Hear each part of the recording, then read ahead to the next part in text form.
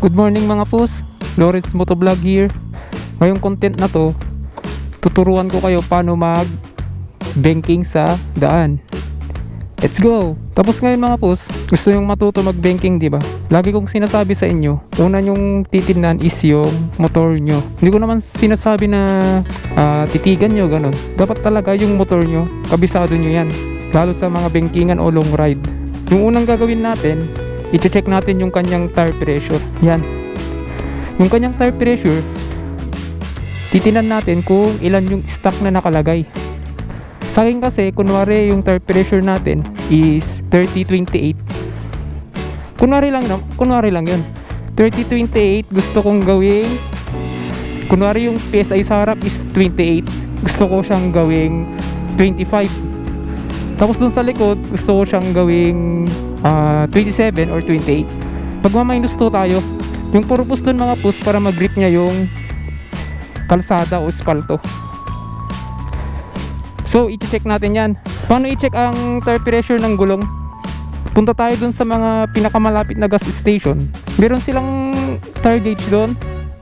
Tapos meron na ring air station. Dun, i-check nyo, may lalabas dun sa digital. Number 2 na i-check natin is yung ating brake. Pagkatapos yun mga pus, mas okay sana kung hindi stuck yung tire mo. Yung gulong ko is Pirelli Diablo scooter. Makapit siya mga pus, pero wag lang sa basa. Lahat naman ng gulong madulas sa basa eh. Tapos dapat kilala nyo yung gulong nyo para alam nyo yung max na kung saan siya bibigay. Number 2 is titinan nyo yung gulong. Mas prefer ko kung igaganito nyo, hanggang dyan lang yung kaya nya. Kasi pupunta na siya dun sa edge. Parang itong sa akin, binibanking ko to. Kung kita dito sa video, nare-reach siya hanggang dun sa pinakadulo, dulo ng gulong. Tara, ride na tayo. Tip number 2 mga pus, huwag nyong gagawin yung ganito. Paano na yun?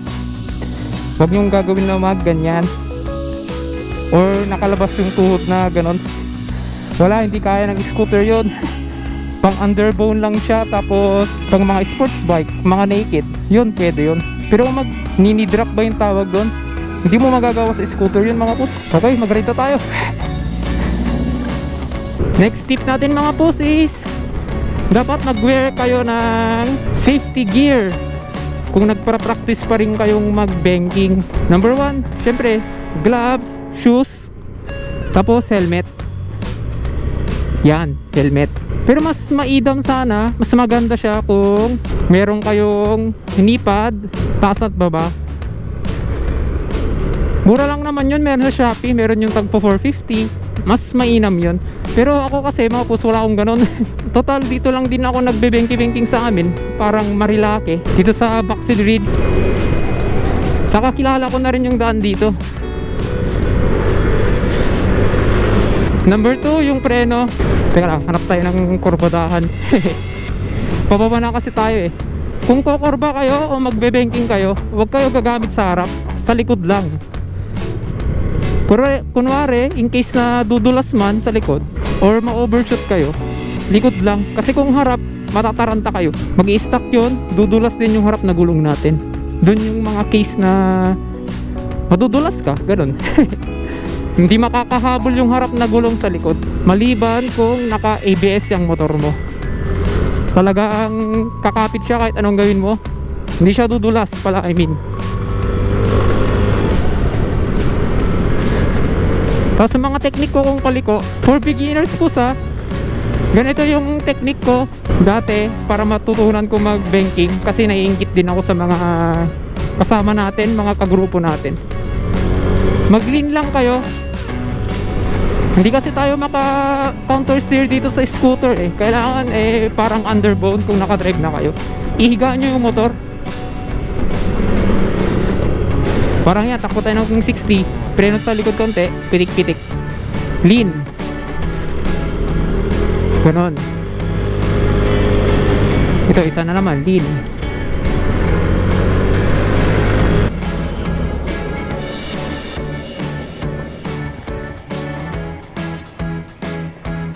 Di kayo mawala yun. Kunwari mga pus yan, maglilin ka pa left.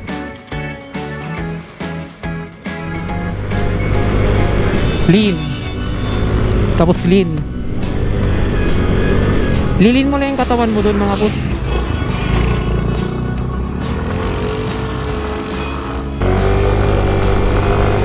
Tapos mga boss, kung maglilin kayo, ay may aso.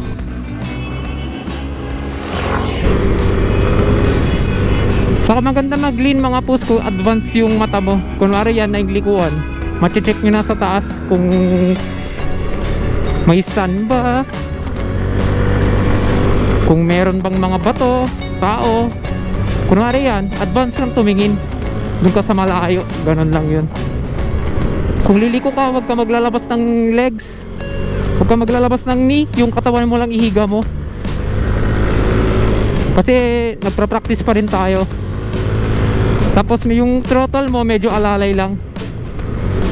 Kunwari ganyan, alalay 40, yan, maintain 40, liko. Yun, nakuha. Saka wag kayong lalampas ng linya mga pus ha. Magpi-face to face na kayo dun. Makikita nyo rin yung angle ng aking camera. Kung liliko siya, para siyang dito sa gilid, magko-corner ako sa labas, parang ganyan. Tapos piga ka lang ng throttle, konti. Huwag mong isasagad, parang ganun lang. Makikita nyo rin yung aking body position, yung camera position, point of view, kung paano ako lumiko. Ihiga mo lang yung motor.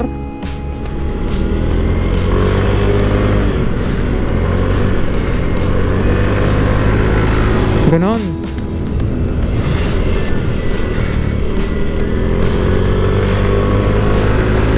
Minsan naman sa mga memorize na mag-banking, sumasayad yung kanilang center stand. Oo, legit yun. Kahit yung NMAX ko, nung punta kami ng Baguio, sumasayad yung center stand nya, which is normal kasi napupush mo na yung pinaka maximum nyang degree. Ito naman, pababa na tayo. Kung magbe-banking kayo, alala lang sa preno, left, likod, likod, sa likod ka lang. Parang yan, likod lang yan oh. Tapos liko. Yung katawan mo, igaganon mo.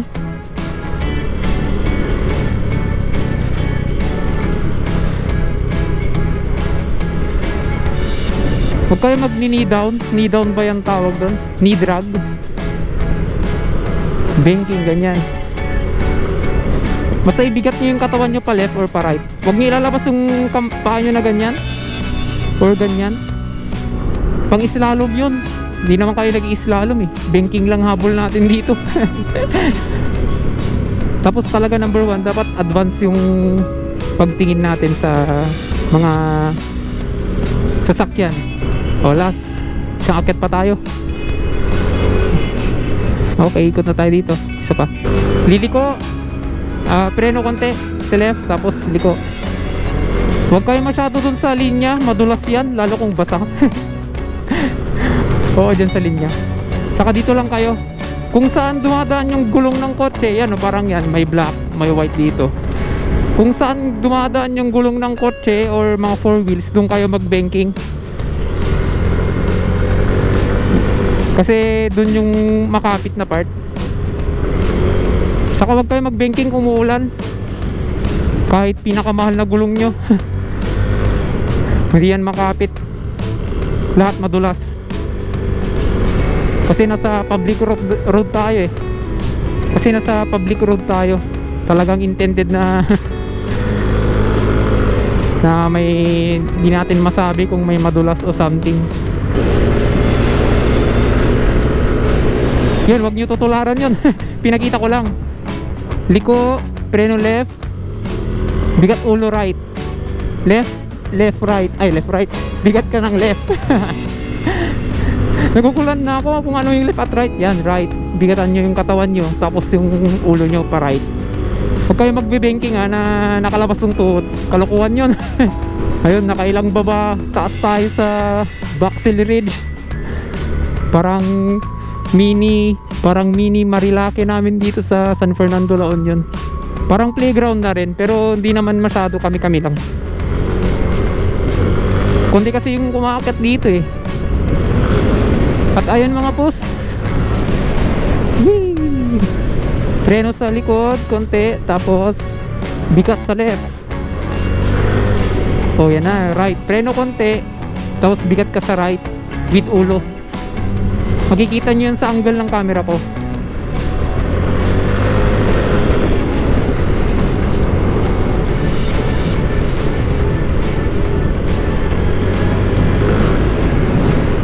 Kapagod. Yung may aso dun, no? Ang cute.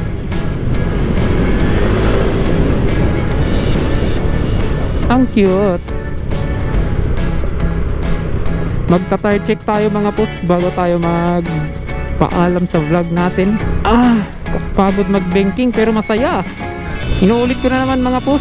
Yung una nyong i-check is yung tire pressure. Number 1 yan. Kung stock man yung tire pressure o yung PSI nyo harap likod, bawasan nyo siya ng 2 or 3. Mas maganda kung mas malambot yung gulong, mas kakapit at mas babaon siya sa espalto or kalsada. Mas okay pa rin kung hindi stock ang gulong mo. Kunwari naka aftermarket ka, mga Bis, Metzeler, ano pa ba, Euro grip, yun, yung mga makakapit mga yan. Mas makapit ang mga aftermarket na tires. Wag lang talaga sa basa. Kung basa, wala namang makapit sa basa eh. Maliban na lang sa mga truck. Kasi kinukuskus nila yun eh, yung daanan. As in na walang masyadong sand or mga bato-bato sa truck. Yan, tire check tayo mga pus bago ako magpaalam. Sa likod is yan, super sagad hanggang dito sa dulo. Kung makikita nyo doon sa pinakadulo. Sa harap naman is yes sir, sagad pa rin hanggang dulo. Stock tires to. Yung harap niya is 70-90, sa likod is 80-90. Para lang siyang lumiit kasi naka wide mags ako na X-Speed. At magpapaalam na tayo mga pus. This is Lawrence Motovlog. Sana may natutunan kayo sa vlog natin ngayon, tutorial about sa paano mag-banking sa akyatan at sa salo. Safety tips na rin. Thank you mga po sa panonood and peace out!